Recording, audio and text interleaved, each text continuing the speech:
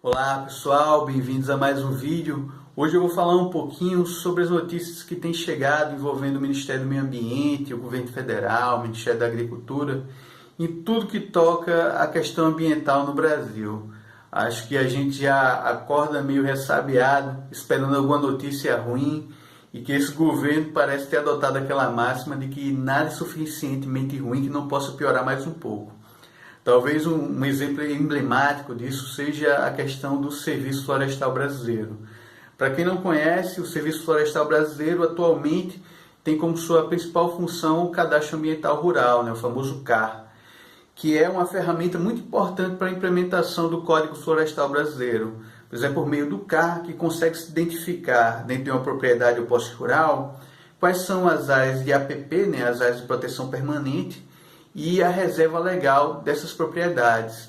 E isso auxilia os órgãos ambientais a monitorarem e saberem quem são os proprietários que estão agindo conforme a lei, tem essas reservas legais e as APPs preservadas, e quem promoveu o desmatamento e tem algum passivo ambiental que deve ser sanado.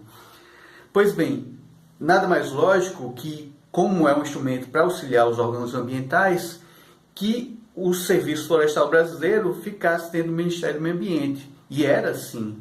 No primeiro dia do governo Bolsonaro, ele passou a fazer parte do Ministério da Agricultura. E, assim, não precisa ser muito esperto para notar que você colocou a raposa cuidando do galinheiro, Afinal de contas, a maior parte dos proprietários rurais no Brasil tem aquela mentalidade tacanha de que a preservação do meio ambiente é um entrave à produtividade agrícola. Assim, a gente tem que passar a entender que a nossa produtividade ela é dependente da preservação do meio ambiente. Se a gente não preservar as nossas florestas, os nossos rios, em 30 ou 40 anos nós não vamos ter a produção agrícola que precisamos ter. Então, como se essa mudança do Serviço Florestal Brasileiro, do Ministério do Meio Ambiente para o Ministério da Agricultura não fosse suficientemente preocupante, a ministra da Agricultura indica para a direção-geral do órgão nada mais nada menos que Valdir Colato. E acho que todo ambientalista já ouviu falar desse ex-deputado do PMDB de Santa Catarina. Para você ter ideia, duas das propostas recentes dele, uma foi sustar a portaria que reconhecia a lista de espécies ameaçadas de extinção do Brasil, e a outra era um projeto de lei que visava liberar a caça no território nacional. E isso mostra que nós devemos se manter mobilizados e se mobilizar cada vez mais.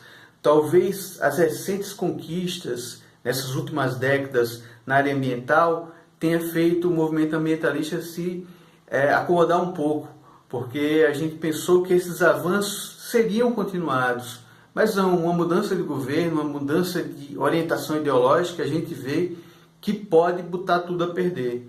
Então a gente tem que se mobilizar, tem que educar as pessoas, tem que conversar sobre a importância, principalmente com o setor agrícola. Acho que ainda, apesar de muitos avanços, muitos agricultores terem a consciência de que é possível sim produzir, ser lucrativo e preservar a floresta, preservar os rios, preservar os biomas. A mentalidade dominante é de que a preservação ambiental é um entrave ao avanço da economia no setor. E assim, a agricultura é uma riqueza do Brasil, mas sem a preservação da floresta, sem a sustentabilidade, a agricultura no Brasil não vai passar de 3 ou 4 décadas. Então, o movimento ambientalista também é uma forma de proteger a riqueza que é representada pela nossa produção agrícola. Outra notícia que tem causado muita preocupação são os ataques sistemáticos do próprio ministro do Meio Ambiente, Ricardo Salles, contra os funcionários do ICMBio. Eu acho que é uma tremenda falta de respeito você tratar assim pessoas que dedicam a vida e às vezes põem a vida em risco para cuidar de um patrimônio que é de todos os brasileiros, uma riqueza inestimável que o nosso país tem. Se o governo Bolsonaro tem tanto afã de copiar políticas americanas, eu acho que a gente poderia copiar algumas coisas boas lá. Então, comparando, por exemplo, o US Fish and Wildlife Service, que é meio que a contrapartida americana do nosso ICMBio, lá eles têm 9 mil funcionários para tomar conta de cerca de 60 milhões de hectares de reservas florestais. Para você ter ideia, comparando com o ICMBio, nós temos aqui 1.593 funcionários, se eu não me engano, servidores federais, para tomar conta de mais de 170 milhões de hectares de unidades de conservação. Antes que o Manezinho fale que a gente tem áreas de conservação demais em comparação com os Estados Unidos, que não precisa de tudo isso, é bom a gente ressaltar que nós temos um país bem mais diverso que os Estados Unidos. Só de espécies de peixes, eu vou falar de peixes que é minha área, os Estados Unidos têm um pouco mais de 1.100. O Brasil, só de água doce, tem mais de 2.500 espécies de peixes. Se você soma espécies de água doce e espécies de água salgada, que são cerca de 1.300 espécies, você tem mais espécies de peixes que espécies de vertebrados total nos Estados Unidos. Então é preciso sim ter mais unidades de conservação.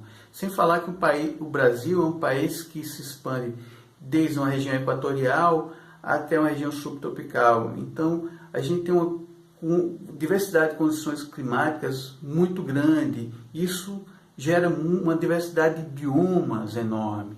Então você tem cerrado, dentro do cerrado você tem vários biomas diferentes, na Caatinga também, na Mata Atlântica também, e é preciso preservar cada um desses biomas, ter ao menos uma representação desses biomas. Então, por isso, nós precisamos sim de mais unidades de conservação e de mais pessoas para cuidar disso. Valeu? Deixa eu falar bobagem. E isso, assim, com todas as dificuldades que ocorrem dentro dessas áreas e com toda a logística que muitas vezes é muito complicada, muita dificuldade com automóveis, com toda a conservação, e pouco dinheiro que a gente tem para fazer isso. Eu acompanho, gosto de ver às vezes o Animal Planet, e tem um programa, um reality show, que às vezes eu gosto de ver, que é o Lone Star Law, que aqui no Brasil deve ser Patrulha da Natureza, ou Justiça Animal, eu não me lembro agora. E esse programa passa o cotidiano de patrulheiros do Departamento de Parques e Vida Selvagem do Texas. Só esse Departamento de Parques e Vida Selvagem de um estado americano tem 3.500 funcionários para cuidar das unidades de conservação e também ver a questão de pessoas que estão praticando crimes ambientais, né, ficar patrulhando realmente, e eles têm poder de polícia para fazer isso. Então, são coisas que, se você quer copiar os Estados Unidos, vamos copiar as coisas boas. Esses exemplos de respeito à natureza, de respeito aos funcionários que tomam conta do patrimônio natural do país, é imprescindível. Eu acho que o ministro deve se retratar, não só com os funcionários do ICMBio, com os funcionários do IBAMA também, procurar trazer, enaltecer o trabalho dessas pessoas, porque esses caras são heróis, eles fazem um trabalho de formiguinha lá, cada funcionário tomando conta de milhões de hectares assim, de área de preservação, que não é tarefa fácil não. Então a gente tem que reconhecer sim, lutar para reconhecer esses caras que são heróis aqui no Brasil, devem ser tratados como tal, sabe? Não um ministro que está lá no seu gabinete falando bobagens e escrevendo bobagens nas redes sociais, sem entender o trabalho dessas pessoas, o risco de vida que elas sofrem durante o seu trabalho. Então vai lá, ministro, acompanha o trabalho dos caras, vê o que eles estão sofrendo, aí depois você pode falar besteira nas redes sociais. Bom, é isso que eu tinha para falar sobre as notícias. Eu acho que amanhã provavelmente vai ter mais notícia para falar, mas eu pretendo voltar com um vídeo sobre outro assunto agora. Eu quero trazer alguns conceitos de ecologia que é importante que a sociedade entenda para ver a importância de preservar o meio ambiente. Bom, um abraço, galera, e até mais.